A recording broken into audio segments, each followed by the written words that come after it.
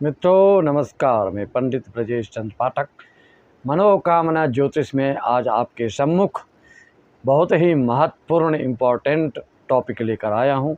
वह है नाड़ी दोष के बारे में। आज हम नाड़ी दोष के बारे में बात करेंगे। नारी स्त्री जाति से संबंधित बात नहीं, जन्म कुंडली की नाड़ी दोष के बारे में हम आप बताएंगे, विस्तार पूर्वक समझेंगे, पॉइंट टू पॉइंट हम प्रकाश डालेंगे, जिससे कि शंका में कोई आपकी जो शंका हो उससे उसका समाधान हो जाए। आप लोग फ़ोन करते रहते हैं कि महाराज, कमेंट करते हैं नाड़ी दोष, हम फलना बोल रहे हैं, हमारे नाड़ी दोष आएगा कि नहीं आएगा, आदि आपका प्रश्न होता है। तो मैं समझा इसको कि इस तरह से आपको इसके बारे में समझाऊं या बताऊं ज्योतिष शास्त्र से सम्मत, कि आप समझ जाएं कि नाड़ी दोष कैसे लगता है, किसको लगता है, किसको नहीं लगता है। ये सब अपने मन से कई लोग प्रचलन में ला दिए हैं। सर्वप्रथम तो सबसे बड़ी गलती हम लोग करते हैं कि अष्टकूट मिलान को ही समझते हैं कि ये जन्म कुंडली मिलान कर रहे हैं। मित्रों, शुरू से ही कुंडली मिलान की बातें होती आई हैं। धीरे धीरे कुंडली के बारे में पंडित लोग थोड़ा सा कम जानकारी रखने लगे, सिर्फ गुण मिलान, अष्टकूट मिलान पर ध्यान देने लगे और उसी को मिलान करके शादी करने लगे। अष्टकूट मिलान में आपका 28, 30, 32, 34 मिलान होने के बावजूद भी आप देखते होंगे आपके अनुभव में, और हम लोग तो प्रैक्टिकल देखते ही रहते हैं, आप भी इधर उधर खोजबीन करके तहकीकात करके देख सकते हैं कि जिसके 32, 34, 30 गुण मिलते हैं, उनके घर में भी नारकी जीवन जीना पड़ता है। मित्रों, गुण मिलान कतई शादी के बारे में आपको स्पष्ट नहीं कर सकता है कि आपका वैवाहिक जीवन, आपका दाम्पत्य जीवन, आपके संतान स्वास्थ्य आदि में कि आप ठीक से रह सकते हैं कि नहीं।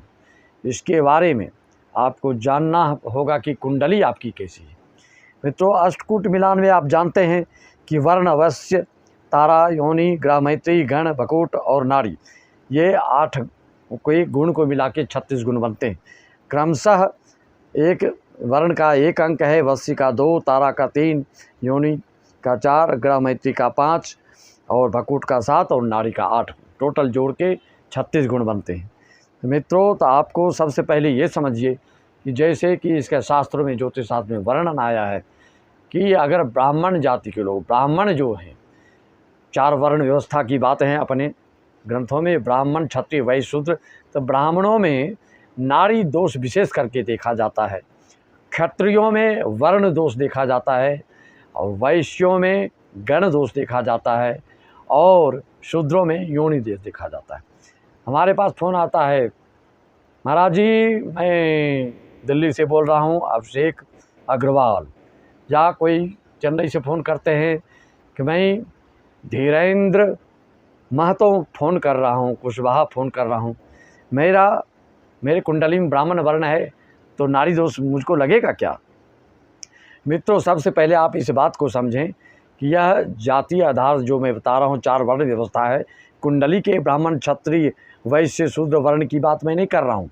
जाति में जो ब्राह्मण, क्षत्रिय, वैश्य, शूद्र हैं, उनके लिए बताया गया है कि ब्राह्मणों को, पंडिताई करने वालों को, ऐसे में आप स्पष्ट से समझ पाएंगे, उनके लिए नाड़ी दोष, क्षत्रिय जो देश के रक्षक हैं, जो तलवार उठाने वाले हैं, जो सबको लिए न्याय के लिए अपना अस्त्र शस्त्र उठाते हैं, उनके लिए वर्ण दोष होता है। वैश्य जो कि सबका उदर पोषण करते हैं, सबके पेट भरण पोषण का कार्य करते हैं, उनके लिए बताया गया है कि गण दोष लगता है। कहीं कहीं शास्त्रों में इनके लिए भी नाड़ी दोष का विधान बताया गया है। उसके ज़्यादा गहराई में जाऊँगा तो बहुत लंबा विषय हो जाएगा, इसलिए आप समझें। लेकिन है ही, चारों में भी है, कैसे वो हम आपको क्रमशः बता रहे हैं। और शूद्रों में जो सेवा शुश्रूषा करने वाले हैं, जो खेत खार में काम करके उपार्जन करके हम लोगों तक पहुंचाते हैं, कोई छोटे बड़े नहीं है, सबका अलग अलग ग्रंथों में वर्ण व्यवस्था की गई है। इसमें छोटे बड़े की बात नहीं होती है।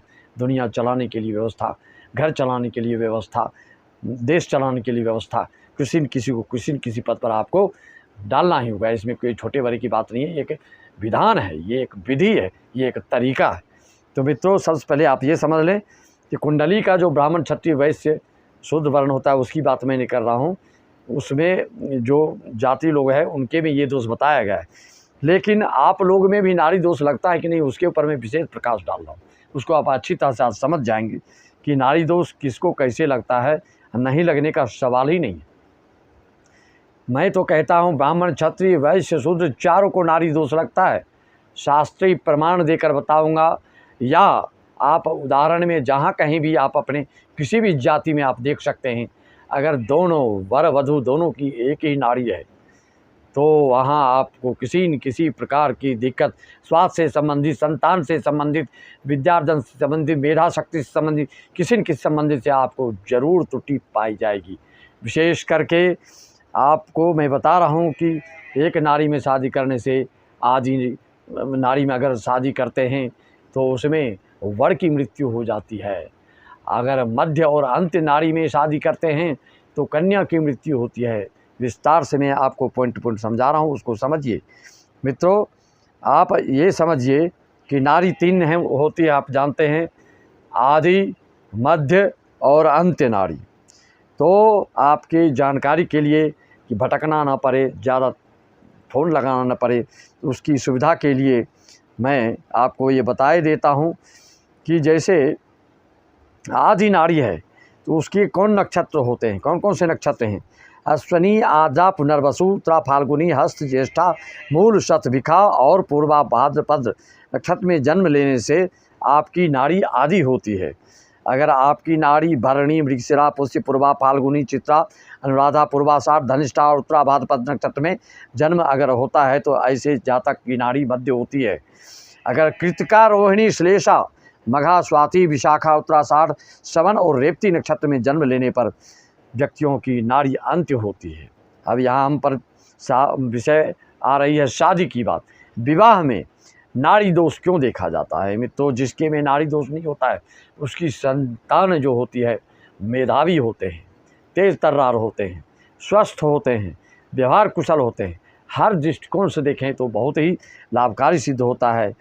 इसके लिए विधान बताया गया है कि अगर एक ही नक्षत्र हैं आपके लेकिन राशि अलग अलग हैं तो नारी दोष नहीं लगेगा। अगर एक ही नक्षत्र हैं और चरण भेद है तो नारी दोष नहीं लगेगा। एक ही दोनों की राशि है, नक्षत्र अलग अलग हैं तो भी आपको नारी दोष नहीं लगेगा।